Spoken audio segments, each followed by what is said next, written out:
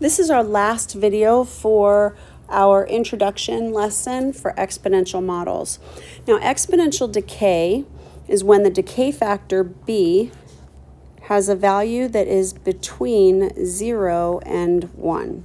So on a number line, if your b value, which is your decay factor, if that's between 0 and 1, it will indeed be decay and not growth.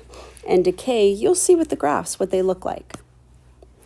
Now, before we look at the graphs, let's just determine whether or not we're going to be using the word growth or the word decay.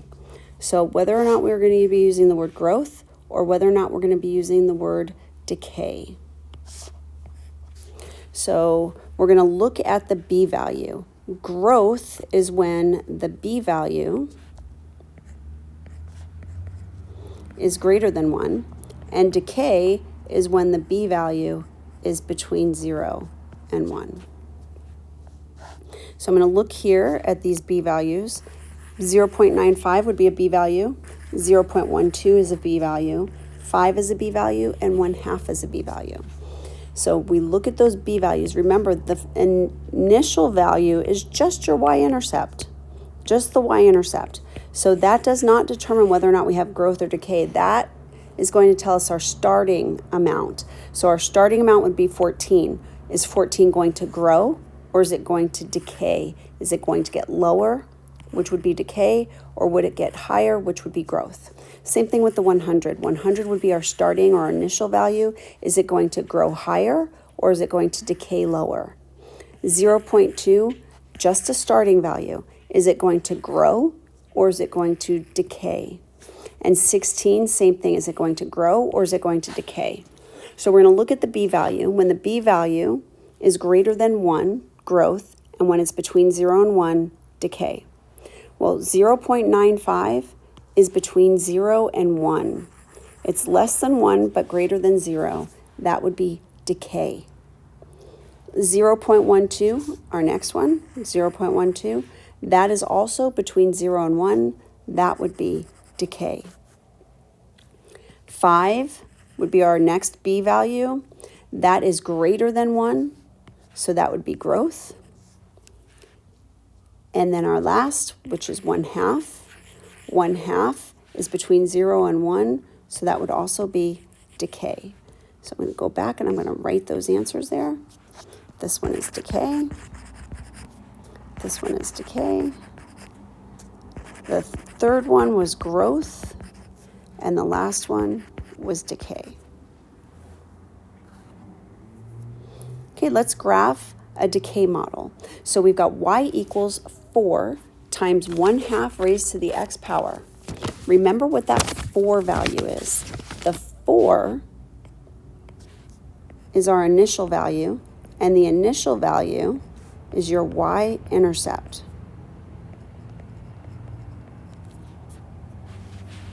So the y-intercept is 0, 4.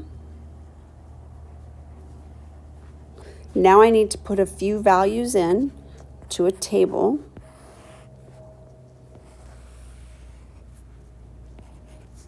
So I'm going to put a -3 in, a -2 in, a -1, a 0, a 1, a 2, and a 3.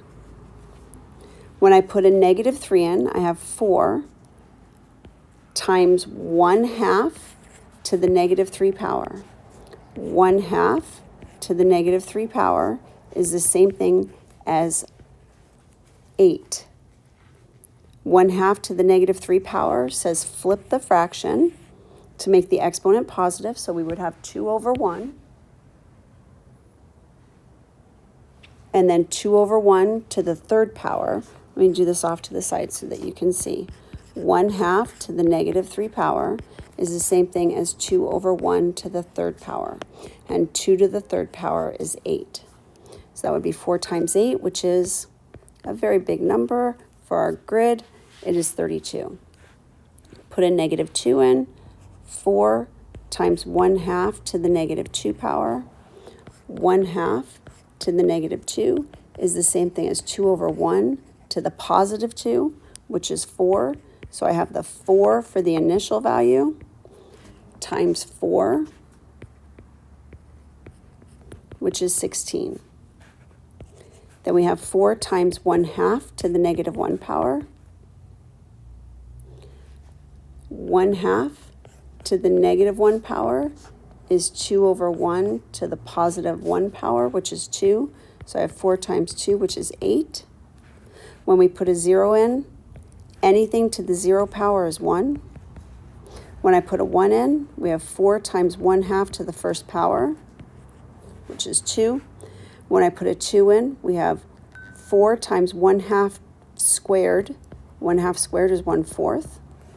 And when we put a 3 in, we get 1/8. So my ordered pair is -3, 32, which I cannot graph. Then we have -2, 16, which we still cannot graph. Then we have -1, 8, and that's that point right there. Then we have 0, 4, which we knew. Here's the 0, 4, which we knew. Then we have 1, 2, 2, 1, and 3, 1/2. So what's happened is with decay is our graph looks very similar. It's just reflected over the x-axis, or the y-axis, and it's going to approach that horizontal asymptote, this horizontal asymptote, on the right-hand side when x goes to positive infinity. So our domain is still negative infinity to positive infinity. Our range is still 0 to infinity. Our y-intercept is 0, 4. And the horizontal asymptote is an equation of a line y equals 0. Okay, let's try the next. Y equals 24 times 1/3 to the x power. Remember that 24 is a y-intercept.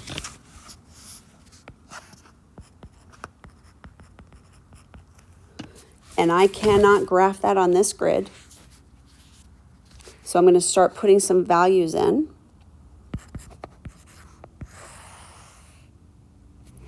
Now when I put a -2 in, I'm going to have 24 times 9, which is 216.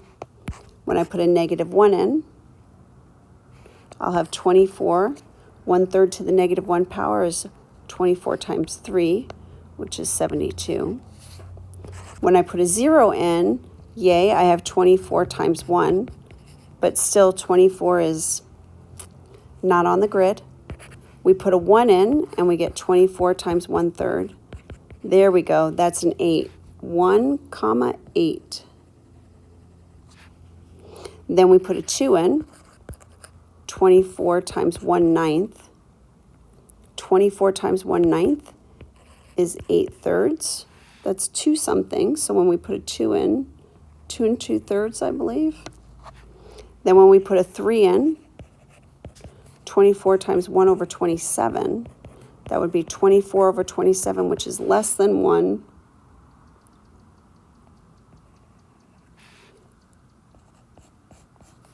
So it's coming in like this, and then it's turning. So it's pretty steep, pretty steep. And then we have that horizontal asymptote at y equals 0. So our domain goes from negative infinity to positive infinity. The range goes from 0 to infinity. The y-intercept is 0, 24. And the horizontal asymptote is at y equals 0. Okay, you try the next.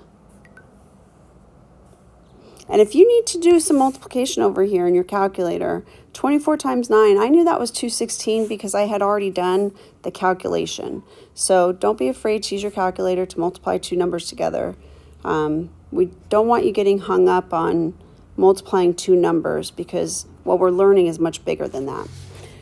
Okay, go ahead and try this problem and then press pause and come on back and check your answer.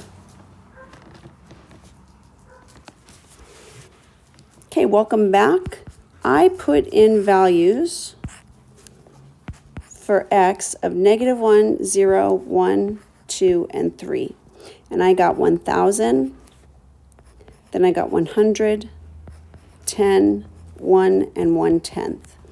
So -1, 1,000 could not graph that. 0, 100, that's a y-intercept, which totally makes sense. Y-intercept. Still can't graph it though. And then I have 1/10, 2, 1, and 3, 1/10.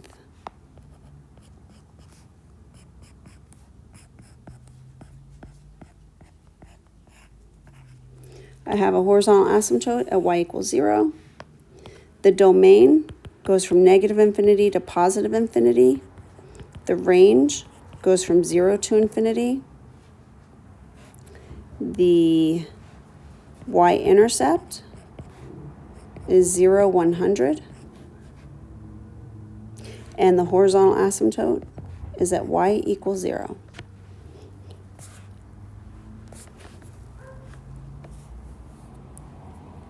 Now the last, we're going to make that real world connection. The exponential graph right here shows a decrease in value of a particular car over 4 years. Estimate the value of the car after 6 years. It tells you what the decay factor equals. We know that B equals 1 plus R. R is your annual rate of decrease. The initial value of the car is 20,000. After 1 year, the value of the car is about 17,000. So what we're going to do is we're going to need to define our X and our Y. X is our number of years since purchase. Y is going to be the value of the car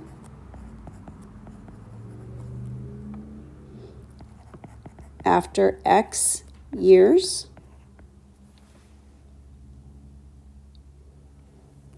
We need to find the model.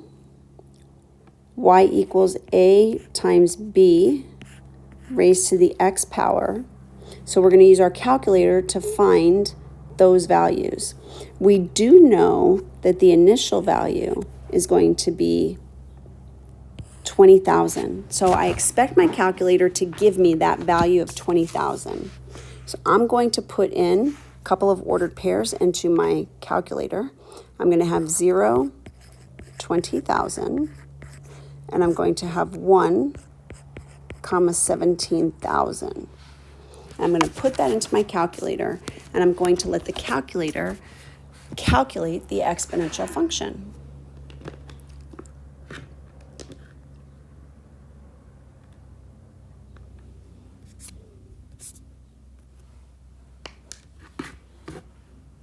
So I have 0, and then 1 year later. And then for my Y values, the initial value was 20,000, and a year later it was 17,000.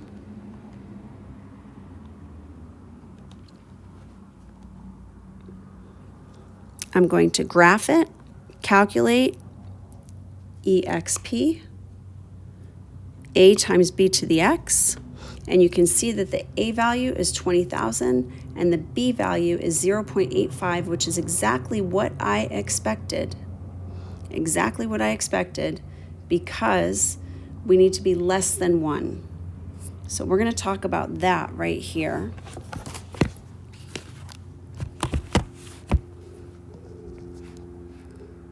Y equals 20,000 times 0.85x.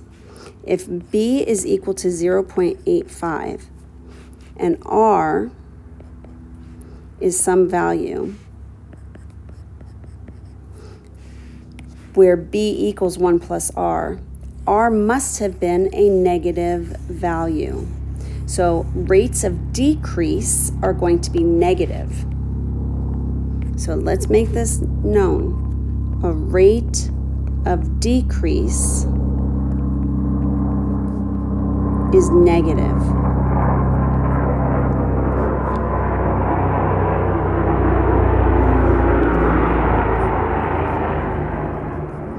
A rate of increase will be positive.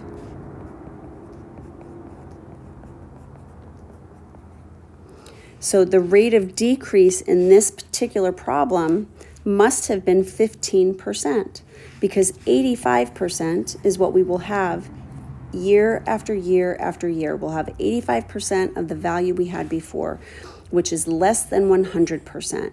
When it's less than 100%, we're losing value. So the rate of decrease here would have been negative 15% or negative 0.15.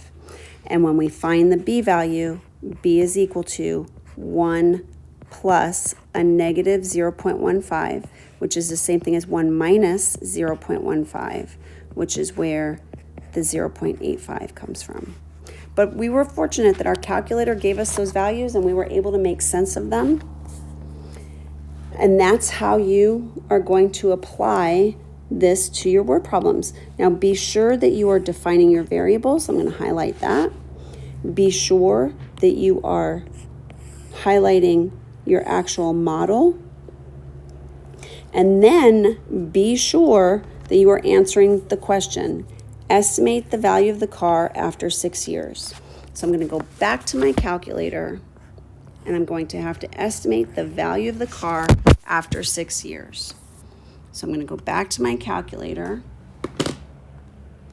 and I'm going to copy this equation, and I want to copy it right there in Y1. So I'm going to press the EXE. It looks like nothing's been done, but if I hit copy again, you can see that it copied it right in. So I'll hit EXE again. Now I'm going to go to menu and I'm going to go to table. I'm going to hit the table button. It says no item is selected. Press exit. So I need to select. Then I'm going to hit table, and I want to know at 6 years, so I'm going to put a 6 in for X, and I get $7,542.99. Make sure you hover over that value, highlight it so that you can read the full value, and you will round appropriately. $7,542.99. $7,542.99. That's the value after 6 years.